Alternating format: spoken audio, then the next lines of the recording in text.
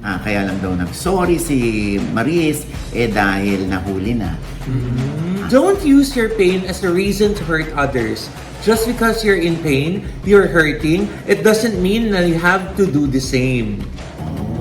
Yan ang pagkakaalam naming lahat. Ang mga detalye ng panloloko at pangangaliwa, nalaman lang namin kasabay ng publiko. Kwento mo yan, syempre ikaw ang pabiktim dyan. Itong si Jamela daw ay extortionist. Parang pinalalabas na ganun eh.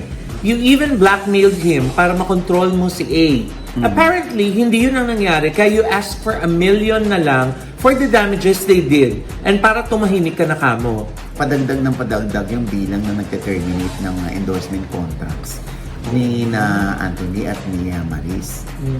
Tito Ogie, tunay kayo nabalitaan ko dati. Ano yung tunay? Na nagkaroon na ng sampingan si Elise at saka si Joshua Garcia. Iba ang mata ni Arjo. Sabi ko kay Ibiang, alam mo yung anak mo, parang nakikita ko sa kanya si Arnold Schwarzenegger. Diba? Hello mga ka-update! Ito po ang inyong mga Ito po si Mama Loy! Si Joseph Porco. At ito naman po si Papa O at si Pinas. Ano pa nga pa ang lagi ninyong inihirit sa amin? Ay! Ichika mo na! Dali! Ay, nay! Nakakaloka. Oo. Loy, syempre nagre-reklamo ang mga taga MMFF dahil nag-media ko ng lahat, hindi ba? Oo. Oo, parang nabaliwala yung kanilang mga pa-press con. Oo, kasi tinabunan nga yung mga pelikula nila na ipinopromote ng Maris Racal, Anthony Jennings at Jamela Villanueva issue. Maris lang, saka lang. Oo, di ba? And to think merong entries itong sina Maris Racal at Anthony Jennings na and the breadwinner is. Pero parang nabaliwala yung press con. Bakit? Dahil yun nga ang pinag-uusapan ngayon. Di ba? Pati sa Twitter o sa X ngayon, di ba? Sa Facebook lahat, sa Reddit, yan ang pinag-uusapan. Parang nawala yung focus sa MMFF. Kasi nga nagsalita na si Maris. Bakit Mama Lu, dati ba siyang pipe? Ang luma-luma na siya. Pwede ba? Parang ulit. Lahat na lang kayong nasa likod, ginagamit yung joke na yan. Oo nga. Oo, nagsasalita naman siya. Oo. Ako naman na pumato. Ay nako, at syempre iba-iba yung mga konsepto, opinyon, obserbasyon ng karamihan pagkatapos magsalita ni Maris Racal. No? May kanya-kanya silang version ng truth. Tapos karamihan syempre hindi naniniwala. Kaya lang daw nag-sorry si Maris dahil nahuli na. Dahil kung wala naman daw yung mga screenshots, hindi rin naman daw tayo makakarinig ng apology from Maris, mga ganyan. Ano pa ba yung ibang mga komento? Ayun nga, Nay. Biglang nabuhay tuloy yung isang dating comment ni Catherine. Na hindi naman patungkol dito kay Maris, pero Oo, parang, pero parang- nirelate. Yes, Ano parang yan? pasok daw. Ano sabi? Ito yung sabi ni Kat dati, oh. Basa. Don't use your pain as a reason to hurt others. Just because you're in pain, you're hurting, it doesn't mean na you have to do the same. May point naman si Catherine, pero hindi nga yun patungkol kay Maris, tsaka kay Yes. Anthony. Oo. Di ba na ito nga si Anthony nagsalita na din. Na nga, so nagsalita na nga si Anthony Jennings. Oo, no? At napakaikli lang ng kanyang pahayag. 22 seconds lang yata ito, no? At ito'y lumabas sa ABS-CBN, YouTube, at sa mga SOCMED ng ABS-CBN. Ganito lang kaikli, Loy. Sa lahat ho ng mga nangyari noong nakaraang araw, sa lahat ho ng nasaktan ko, especially po si Maris, saka si Jam, humihingi ho ako ng tawad sa dalawang babae and sa lahat po ng mga nadamay doon. Yun lamang po, sorry po ulit. Ganun lang kaikli. Ba't kaya na walang paliwanag? Kasi pag papaliwanag pa, ganun din, binubutasan pa rin siguro ng mga netizens. So mas maganda na straight to the point na lamang yung paghingi niya ng sorry. So ibig sabihin, kumbaga yung accountability, naramdaman naman natin kahit paano kay Anthony Jennings, no? Pero kung mapapansin mo, Loy, yung mukha ni Jennings ay parang hindi nakakatulog. parang Haggard. haggard yung mukha niya kasi very maaliwalas ang mukha niya eh. Pag alam mo yun, nakaahit ng balbas, bigote, o di ba ngayon, tinan mo parang hagardo nga. Ay, dahil nag-sorry naman siya, pero walang paliwanag. Oo. Does it mean na totoo lahat ng mga sinabi ni Maris? Yes. Na parang lumabas na niloko niya si Maris na single siya, pero hindi naman pala siya single? Don't put words into my mouth, Lord. Ay, hindi. Tinatanong ko lang naman. Hindi, dapat si Anthony yung sumagot noon. Kasi kung ako sasagot pa kay Anthony, ay ako bang alter ego niya? Diba? Tito OG, ganun talaga ka-exe yung sabi niya. Sa laki ng gulong pinasok niya, ganun lang ka-exe yung sagot. Ang dami pa naman naghihintay ng mga kasagutan niya. Kaya nga, kung papahabain ba, babalik sa dati, Diyosa, ikaw sumagot. Hindi, okay na ko Tito OG sa maikli. Ayun. Let's talk, let's stay. Ay, ano daw? Let's talk? Let's talk, let's mistake. Let's talk. Tira let's ako sa mistake. S, less. Anyway, ayan. So, nasa mga tao na yun kung paano nilang babasahin yung naging pahayag ni Anthony Jennings. Tito OG, hindi ka tinura ni Sir Magic na ganun lang ka-exe ang sasabihin. That I really don't know.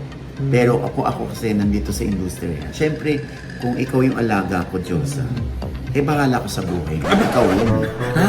Ganun ba yun? Ay, ang dami niyang sinusuong na mga kalalaki. Saka yung matigas yung ulo, no? Oo, Ay, bahala ka nga talaga pag mag-ayos sumunod. Hindi, yun nga yung sa akin. Kasi kung alaga ko si Anthony, eto sabihin mo, ano ba sasabihin mo? Siyempre, ako yung manager niya. Kasi kung pawarde-warde, kung saan-saan iikot yung mga sinasabi ni Anthony Jennings, baka isipin naman ni Diyos, ano ba yan? Ba't parang hindi tinuruan ng management? Kung ano sasabihin. So, very brief and concise lang yung narinig natin mula kay Anthony Jennings. At hindi naman natin alam kung pasado na ba yung sinabi ni Anthony Jennings kay Jam at kay Maris. Ang nangyayari kasi, dun sa naging pahayag ni Maris, parang sinasabi parang inilaglag ni Maris si Anthony. Na si Anthony may kasalanan. Oo. Na tinago yung tunay na estado ng relationship. Oo. Na meron pa pala sila ni Jam na ang akala naman ni Maris ay wala na. At hindi lang ni Maris na, pati nung mga kasamahan niya, nung mga close sa kanya, yung glam team niya. Oo. Di ba nga si Adrienne Concept, yung kanyang stylist, Oo. nag-post din. Ano sabi? Ito na yun, nasusulat. Basa. Single! Aha. Yan ang pagkakaalam naming lahat. Aha. Ang mga detalye ng panloloko at pangangaliwa, nalaman lang namin kasabay ng publiko. Aha. We had no knowledge, no consent, or have condoned to any wrongdoing. Aha. And that is our truth. I empathize and stand with all women who have gone through any form of gaslighting, cheating, and infidelity. That is something I have never enabled and will never approve of. Mahigpit na yakap, Maris Talar. Oh, kumbaga, aware o alam ng mga glam team ni Maris ang totoo. Oh, yung makeup artist din na yun, si Jay Salcedo nag-post din. Oh. Sabi niya, we were just as clueless as everybody else. He's single. Yun ang chika niya to everyone. No, mali, parang wala naman pinagkaiba yun Bakit? Dahil parang nagsasalita sila nga, dahil na-booking na nga. At saka sabi nga sa komento, kwento mo yan, syempre ikaw ang pa-victim dyan. Sabi lang sa comment na nabasa ko dito. Pero parang pinanigan mo yung Oo, comment nila With conviction yung pagkasabi mo Mahilig lamang ako magbasa ng comment. Kayo naman. Hindi, parang ang sinasabi nila dito, na katulad din ni Maris, nagulat sila na hindi pala siya single. Parang ganun yung narrative na, uy, hindi ka pala single. Ang alam ni Maris, ang alam ng lahat ng kasama niya halos araw-araw na single ka, dahil yun ang sinasabi mo. O yun ang pinapakita mo. Parang ganun yung gusto na sabihin kay Anthony. Pero mamali, bakit niya pinapakausapan si Anton na i-delete yung combo nila? So aware siya na sila pa. At sandali, combo meal? Combo. Yung usapan. Sabi mo kasi combo. Combo pala. Ulit nga. Yun nga, alam niya palang single. Bakit niya pa pinapadelete yung mga palitan ng mga messages? Nung pinapadelete naman kasi yun, it's June 28. Nung time na yun, most likely, baka si Rico pa at saka si Maris at baka si Jam pa at saka si Anthony. Pero noon nga daw sinabi na niya na break na sila ni Rico, doon lang sinabi ni Anthony na break na rin sila. So, nauna yung delete messages, mas maaga pa yun, Josa, hindi yung latter part. Oo. Anyway, ang daming ang bumubutas dun sa naging pahayag ni Maris. Ang naloloka lang ako dito, nung hindi nagsasalita si Maris, magsalita ka na, Maris. Ganyan. Ano ba yung truth sa'yo? Ano ba nangyari talaga? Sagutin mo na tong narrative ni Jan. Ngayon nagsalita si Maris, binubutasan naman si Maris. Ano ba? Magsalita o hindi, may sinasabi pa rin yung ibang tao. Kaya Nakakaloka, no? Alam mo, hindi mo na talaga ma-spelling at hindi mo na talaga ma-please talaga yung mga tao. Talagang may sasabihin at may sasabihin sila. Although, yun ang kanilang opinion at obserbasyon, di ba? Sino naman tayo para kumontra? Kung paano meron din kaming obserbasyon tungkol dun sa nangyari na, alam mo, at the end of the day, no? The mere fact na nag-sorry naman si Maris sa kay Jan, sa mga taong nasaktan niya, sa mga fans na bumuo sa kanya para maging Maris Racal siya. Ewan ko sa akin, okay na yun, enough na yun. Unang-una, hindi naman sa inyo nagkaroon ng kasalanan yung tao. Diba? Kumbaga, nakikimarites lang at nakikiusyoso lang naman tayo. Diba? Sabi nga ni Agot Isidro sa kanyang post paano pag umikot, kunwari lang, sa inyo nangyari yung nangyayari kina Maris, anong sasabihin? Gusto niyo ba pinapakialaman kayo? Ganyan. Kasi si Ian Veneracion, di ba? Yun ang sinabi na bakit ginagamit yung para for entertainment, bakit ginagamit yung sitwasyon para pag-usapan, ganyan. Pasensya na kayo. Kasi mga kilala yung mga pinag-uusapan. Kasi kung hindi naman kilala yan, hindi naman sila showbiz, hindi rin naman sila pag-uusapan. Diba? Kahit nga hindi showbiz, pag-uusapan yan basta nakapost sa social media. Nangingialam talaga yung mga tao. At ganyan na ngayon ang chismisan. Dati nung araw, diba? Pupunta ka lang sa kapitbahay, makikichismis ka na kay kumare. O kaya sa tindahan dahil ando ng mga barkada. Or sa parlor. Ngayon may SOCMED na. Kaya kahit hindi magkakakilala, nagkakaroon sila ng iba't ibang opinion sa comment section. Diba? Kaya hindi natin alam kung saan to hahantong kasi meron pang isang issue na di umano, itong si Jamela daw ay extortionist. Parang pinalalabas na ganun Ano nga yung sinabi dyan sa post na yan na talagang ang itinuturo ng mga netizen ay si Jamela ang pinatutungkulan. Eto nga, Nay, nasusulat. Basa. For you, Jay, we know what you did. You asked na makipagbalikan sa'yo or else ilalabas mo yung mga screenshots mo. You even blackmailed him para makontrol mo si A. Apparently, hindi yun ang nangyari kaya you asked for 1 million na lang for the damages they did and para tumahimik ka na kamo. Okay na sana, waiting na lang for the release. But for some reason, nagbago utak mo and asking for 15% share sa lahat ng mga kita and endorsement ni A. Di namin alam bakit sobrang gahaman mo. When he said no, nagbanta ka na naman and said na mas papanigan ka ng lahat ng tao kasi victim ka. Wala kang narinig sa kampo ni A kasi iniisip namin baka nananakot ka lang. Pero ginawa mo nga. Funny though, ang bait-bait mo sa mga screenshots mo. Ang daming dagdag bawas. Paano mo ginawa yun? Talagang pinalabas mo na nakakaawa ka. Yung tipong umaagree ka lang sa lahat ng sasabihin ni A sa'yo. Kahit harap-harapan ka na punong niloloko. Saan galing yun, Jay? Wait, kulang. May ilalabas din kaming screenshot for you. My God. May kausap lang kaming abogado. Nakalimutan mo na ata. Hindi lang ikaw marunong mag-screenshot. Pinagkaiba nga lang, yung screenshot ni A, hindi yun dinadagdagan. Ay, sino nag-post nito, Nay? Sino kaya? Baka alam ninyo kasi kami hindi namin alam pa. Kasi parang may detaling alam siya Oo, nirepost lang kasi ni Can't Relate, So tingnan natin dahil araw-araw, oras-oras nag-iiba ang mga statements na yan. May mga update. The plot thickens. Diba? Palala ng palala ang mga issue. Nakakaloka. Anyway, ay padagdag ng padagdag yung bilang na nagte-terminate ng endorsement contract ni na Anthony at ni Maris.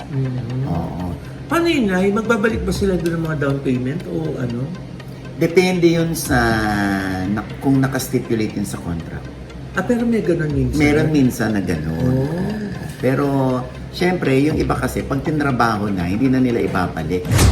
Kasi nagtrabaho na sila at ilang, kumbaga, kunwari kung 6 na buwan na nagagamit sila nung wala pa tong issue, pero nabayaran na sila for the first 3 months. Yung natitirang 6 months pa, doon sa 1 year, nagiging prorated.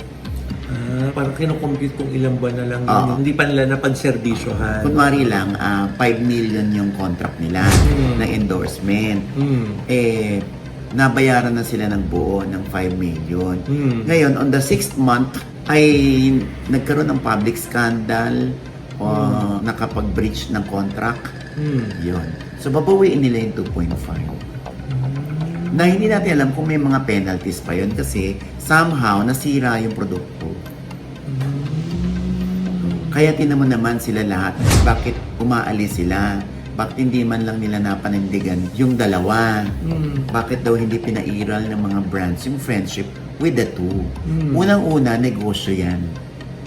Pangalawa, pinapangalagaan nila yung imahe ng brand. Binayaran ka naman kasi kung friendship yan, tapos walang bayarang nangyari. Kasi sige, paglaban ka namin kasi wala naman kayo bayad sa'yo.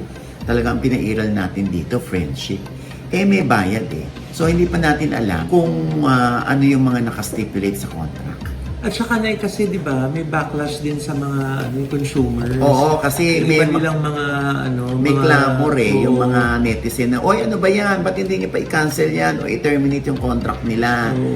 Ganon. Kaya minsan, di ba, yung nagtatanong, huwag tayo bumili ng ganon. Sila Maris ang yan, endorse. Oo, di ba, dapat yan, wholesome yan, pang-family yung product na yan. Ba't yun? To begin with, kaya ka kinuha dahil alam ng brand na wholesome ka. Maganda yung imahe. Maganda yung imahe mo. May mga ganito. Tito Ogie, hindi kaya yun yung reason, sabi sa isang comment na kaya nag-sorry siya para maisalba yung career niya at saka para hindi mag-back out yung iba nilang mga Endorsement. Depende yan. Kasi kung nagkakaroon na ng backlash at kung nagkakaroon na ng mga termination, alam mo, meron ng epekto yun kina Anthony at kay Maris, no? Na parang sandali naman.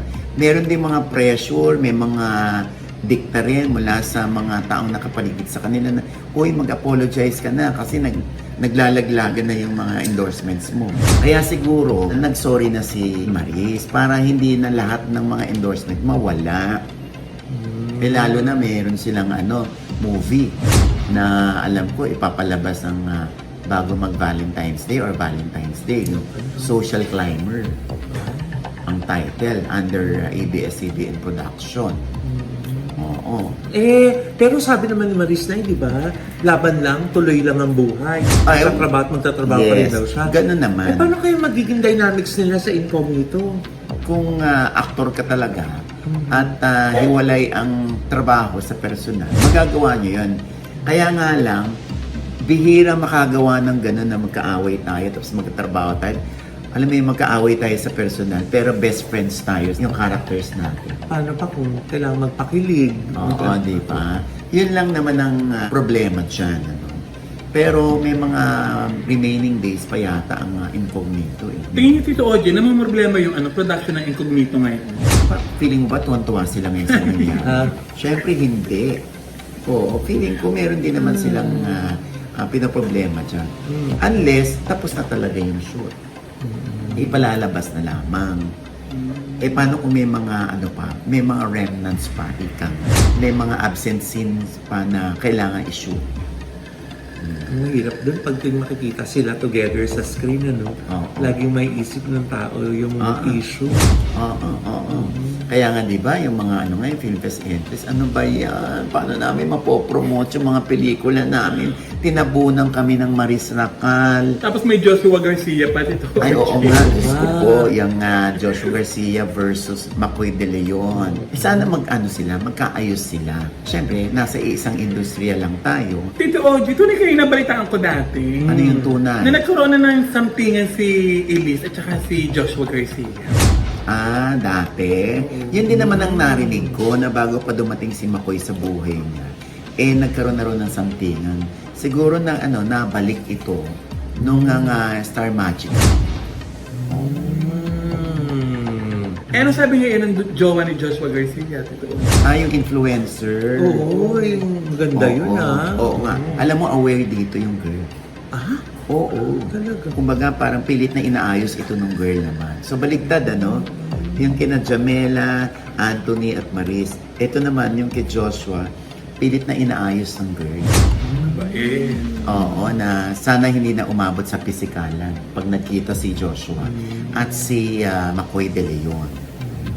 Anyway, aabangan natin yan, ha?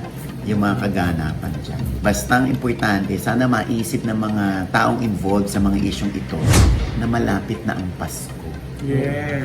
At sana ay kahit man lang this year, no, eh magkaayos sila at may mamagitan sa kanila para magkaayos-ayos, di ba? Oo. Eh katulad nga nito, di ba? O tamo nga yung mga film fest entries na problema ngayon dahil ngayong promo na natatabunan ng mga issue, di ba? Eh buti na lang nakapanood kami ng Topak. Ay, oo! Oo, sa Fisher Mall. Ang ganda! Oo, nakakaloka. Oo. Basta paghanda ang kalooban ninyo sa mga bloody scenes, sa gory scenes, Oo. ayan, may pamimilian naman kayo. Yes! Oo, merong R16, pag SM, Oo. pag outside SM, R80 naman siya. Oo. Ibig sabihin, mas madudugo. Oo, mas maaaksyon kung R18. Yun, oo. Kaya, Eh, iba, di ba nanonood ng mga zombie? Di ba minsan mga zombie medyo bloody din, medyo gory, gano'n, pero kaya nyo. So ito kaya nyo rin. Kasi parang feeling ko lahat naman ng mga nakita natin doon na blood na kailangan sa storya eh. Oo. Para ma-establish yung gustong iparamdam sa audience eh, di ba? correct. Oo. Aba dito, naiibang Julia Montes. Ay, grabe. Oo, alam mo, kausap ko si Silvia Sanchez, sabi ko, sorry Mari ha, medyo napapapitlag akong gano'n, hindi ako makatingin sa mga scenes. Kasi parang yung hindi kakayanin ng aking mind. Yung nakikita ko. Yung mga bugbugan, yung mga Yung gilitan ng leeg. Oo. Kaya pala ang kwento ni Mama Loy na ang ganda daw. Oo. Eh kasi ang ganda na. Nung Maganda. pumunta nga ako doon, honestly, hindi ako masyado mahilig sa action movies. Pero pumunta ako doon with an open mind. Sabi ko, Naka-mindset ka na. Naka-mindset ako na maganda to. Maganda to pelikula. So nung pakakaupo pa lang, first few sequences, di ba? Ay! Pero napakahalaga pala nun dahil buong pelikula mong bibit-bitin yung first few sequences na yun. Oo. Para maintindihan mo yung tumatakbo sa isip ni Arjo Atayde. Ang galing-galing ni Arjo Atayde, Grabe. sabi ko, Ibiyang, iba ang mata ni Arjo. Sabi ko kay Ibiyang, alam mo yung anak mo, parang nakikita ko sa kanya si Arnold Schwarzenegger Diba? na man of few words, mas sagawa kesa salita. At dahil nga konting salita niya, laging papakinggan na yung sasabihin niya. Oo. Sa bawat eksena Very niya. meaningful. Grabe yun. Oo, kaya Diyos ko, yan yung isa sa mga kalawak dyan sa Film Fest. At saka ang galing na kasi itong mga main actors, puro mga dramatic actors. Oo. Na napunta Galing. sa action. Kaya tuloy, pag may Lahat. drama, damang-dama mo sila. Ang galing talaga. Grabe. Galing. Tsaka si Richard Somes, yung director, talagang siya pang action movie talaga. Totoo. Oo, parang ang gawa nito, parang ka nanonood, nakalimutan mong Pinoy ang gumawa. Totoo. Nakalimutan mong Pinoy ang mga artista.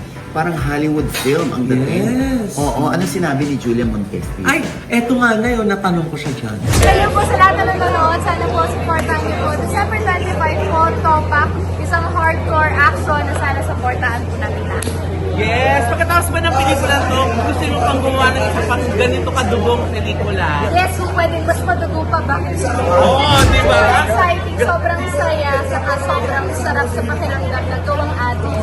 Ganito yung Bakit kailangan nilang panoorin sa December 25? Una-una! Una-una, napakaganda at napakagaling natin gumawa ng action na laban tayo sa ibang bansa. Kaya supportahan natin yung sariling atin. Pangalawa, napakaganda ng advocacy namin sa film na to na sana mas maging aware tayo sa mental health ng bawat isa. At syempre PTSD na pinagdadaanan ng iba, sana mas maging kind tayo sa mga nakakasalamuhan natin every day. Ayun. Oo, Alam mo diba? na disgrasya pa pala dyan si, napako yung tuhod niya. Ay! Oo. Si tinanggal niya Julia? tinanggal niya yung Oh my pako. gosh. Oo. Nakakaloka. Kasi naman ay pag nakita mo yung mga fight scene niya, parang wala talagang room para mag-ingat eh. Talagang kung balibag, balibag. Oo. Itsa. Gapang, gapang. Correct. Tsaka, Diyos ko, di ba yung sinagot ni Julia? Gusto pa niyang higitan tong topak. Ha? Ay! Nakakaloka ka na nga dito. Ako napagod sa'yo, Julia, ha? Diba? Ang hingay ni nanay. Sabi niya, pagod na, awang-awa na ako kay Julia. Sabi niya ganun kasi niya. Nakakaloka, diba? Pero grabe, syempre di ba tayo, alam natin yung mga kahit paano, may idea tayo ng behind the scenes kung paano ini-execute yung mga ganung mga eksena. Kaya mas lalo natin naintindihan yung hirap, yung dedikasyon ng mga artista, para Correct. lang magmukhang ganyang katotohanan yung mga fight scenes nila. Nakakaloka, hindi Yung mga ba? stunts, Oo. yung production design. Ay, naku, yung- basta sana ay maraming manood. Lalo na yung mga 16 years old. Ayan, sa SM kayo manood, ha? Yes. Pag ayaw po ng masyadong sa labas ng SM. gory or bloody, yung sa R16. Oo. Pag carry nyo naman at gusto nyo yung director's cut, mag R18 po kayo para full experience. Yes, diba? oo, ha? Congratulations, grabe. Unang MMFF na napanood natin at nakakatawa, hindi tayo na-disappoint, Nay. Correct. Sulit na hapon namin. Grabe. Ayan, oo. At kahit na CR na si Nanay at ako, hindi kami makaalis ng upuan namin dahil ayaw namin may mamiss. Oo. Ang galing yun, hindi mo malayo na tapos yung pelikula kasi nga nakahook ka kung anong mangyayari sa susunod. Correct, oo. Huwag ko ikwento, no? Yan, gusto na manood sa Pasko. Na-amaze lang ako. Oo, ayan. Na-amaze ako na ganito pala pag dramatic actors ang gumawa ng action. Oo. Action na may puso. Correct, Grabe. oo. Ayan. December 25 na yan. Yes! At least nako. napanood ko na. Yes, at meron na kami talagang isang sasabihin sa inyo, panoorin nyo talaga. Oo. Recommended po Correct. talaga. Oo. Promise. And Oo. with that, mga kaibigan, ito po ang inyong mga lingkod. Ito po si Mama Loy, mga nanonood po sa amin, hindi pa namin subscriber, please subscribe now na. Click nyo lang po yung subscribe button na nandiyan sa ibaba. At syempre, pa ang kanya-kanyang mga channel. Yes, sana manonood mag-subscribe po kayo sa channel ko. That's Mamaloy, M-A-M-A-L-O-I. Nandiyan pa rin po nakapost ang aming Kasuso Foundation Christmas Party. Maraming salamat po muli sa lahat ng aming mga sponsors. Thank you, Beauty Derm, para sa 1 million na pinagsaluhan ng mga pasyente at iba pang mga donors. Yes. Kaya naging 3,000 pesos each ang naiuwi nila, Nay, oo. di ba? At maraming salamat, Beauty Derm. Ayan. Yes. Pagpilitin niyo ang Beauty Derm products ni Miss Raytan, ha? Yes, pati Oo. na ang Heavenly Dessert, ang Bida Dishwashing Liquid, di ba? At saka yung iba pang mga produkto na nabanggit namin nung nakaraan namin pong episode. Rosa? Yes, yung Ideal Vision nag-sponsor din. Oo, Ideal Vision, nagpasalamin 300. Yes! At syempre salamat sa ating Headway Vera Salon. Oo. In fact, hindi kaya natin sila sa next Kasuso. Oo, Guguptan sa yung March ating mga naman. Oo. Oh, Para March. buksan yung mga ano natin. Ang Mga, pwede pala, no, libreng gupit. Oo. Sige. Kukuha naman tayo ng mga beautician, mga hairdresser. Yes, pwede nga naman yun. Ano? Ayan, At oh. syempre, andun din na yung Envy Skin Beauty and Wellness Yes, Center oo. na nagbigay ng mga smartwatches at saka ng mga GC Live fans, di ba? Yes, Social. oo. Thank you, Envy! Sila po nangangalaga sa aming skin, face, body, and wellness. Kaya glowing ang aming skin dahil po sa kanilang mga drips, ang mga Envy drips po na imported from Switzerland. Nandiyan lamang po sila sa Mother Ignacia sa tapat po ng ABS-CBN sa Grandia Place. Ayan. At ang ngipin natin ay... Yes, Gorgeous diba? Smile Dental Clinic yan. Ano? Yes. Ni Doc JC Solis. Sa tapat lamang po yan ng Christ the King Church sa E. Rodriguez. Yes. Ha? At syempre pa, Diyosa. At syempre po yung aking pa rin pong YouTube channel, TikTok account, at ang aking Facebook page para sa mga nakakatawang kabaklaan ko dyan. Na-demonetize, no? Sino katabi mong lalaki? Kaloka ka. At syempre, aking panayam naman kay Arman Salon. Kilala mo si Arman Salon. Ay! Oo. Diyos ko ba? Yes. Ano umaarte? O, bigla na lang may umaarte sa harap mo, sasampalin mo na lang. Gusto mo sila yun. Ayan, ang kanyang buhay. Pareho pala kami. Talaga? Nagsalon ka din? Hindi. Ay, ano? Pareho kami may 5 anak. Oh! Magkano bibigay mo? Eh kasi walang kulay, oh. Bibigyan kita ng 500. Ay, ang Kasi kapal ng 500. mukha mo, hindi pa pwedeng ganyan ginagawa nyo. Ang kapal ng pagmumukha nyo. Ito kapatid ko, hinaatake na ng hika. Di dapat nagpapahinga ka. Halika, bilis. Dali na natin siya sa center. Pareho kami nakapalaran ni Arman Salon kasi meron kaming taglilimang anak. Sa unang babae, may 3 kang anak. Opo. Pangalawang babae na na-inlove sa'yo, May dalawa dalawa yung akong anak anak. mo. Opo. Ayun. Taray mo Hindi ko naman sinasadya. Siguro binubuli ba yung mga anak mo kasi bading yung tatay niya? kapag wala ka napatunayan, titignan ka mula ulo hanggang paa. Yung kahit anong katuwiran mo, hindi ka pakikinggan kasi wala ka na natuloy. Kapag sabing hindi, bawal, o saan ka nang galing, bug! Hiwalay na, binubugbog niya yung anak ko. Naawa pa ako sa lalaki kahit sinasaktan niya anak ko, may bisyo. Pero ako pa nagbibigay ng pera. Ako wag mo kong gaganyan-ganyanin. Sumusobra ka na! Oh. Sumusobra ka na! Yan ay nasa OG Diaz Inspires na nasa Yeah. I1PFC na rin po, ha? At Yes. syempre pa, ang OG Diaz TV sa Facebook, ang OG Diaz Showbiz Update sa Facebook pa rin, Yes. at sa Spotify, at sa Apple Podcast, ha? At syempre pa, ayan, ang quiz mo sa po, 2:30, mula Lunes hanggang Sabado. Pagkatapos po ng Itbulaga, may replays po kami ng 11:30 at mapapanood din ng live streaming sa YouTube at sa Signal Play, ha? Yes. Ayan, sa TV5 po yan. At syempre pa, pasasalamat natin sa Coco Pandan. Oh, yes. Ang bigas na amoy pandan, Oo. lasang pandan pag nasaing na. Lalo ngayong Pasko, kala mo dessert yung kanin. Dahil nangangamoy pandan. Puting-puti yung bigas. Diba? Oo, diba? Ayan, ha? Sarap kainin kahit walang ulam. Naman, oo, diba? At gusto ko lang na ibatiin yung aking pinsan na si Armel Tabien. Happy birthday, Kuya Happy Mel! birthday, ayan. At syempre pa, ito pa rin po niyang lingkod, Pampa si OG Diaz, na laging nagsasabi, nagpapaalala sa inyo na sa tuwing gigising po tayo tuwing umaga, huwag na huwag po tayong makakalimot, ha, na magpasalamat sa Panginoon dahil tayo kanyang ginising. Ibig sabihin, may mission pa rin po tayo sa buhay. Sabay sabing, Every gising is a blessing! At ano pa nga ba ang lagi niyong inihirit sa amin? Ay! Chika mo na! Galing! Alam mo, Tito Oji, nabanggit mo kanina si Arnold Schwarzenegger. Oh, bakit? Favorite artist ako din yun, ha? Favorite action star ko yun sa Hollywood. Wow, parang updated ka. O sige. Yes! O anong spell? Spell Schwarzenegger. Dito si Tom Cruise pala yung paborito ko. O Tom Cruise. Spell Cruise. Tito Oji, hindi naman talaga ako mahilig sa mga action movie.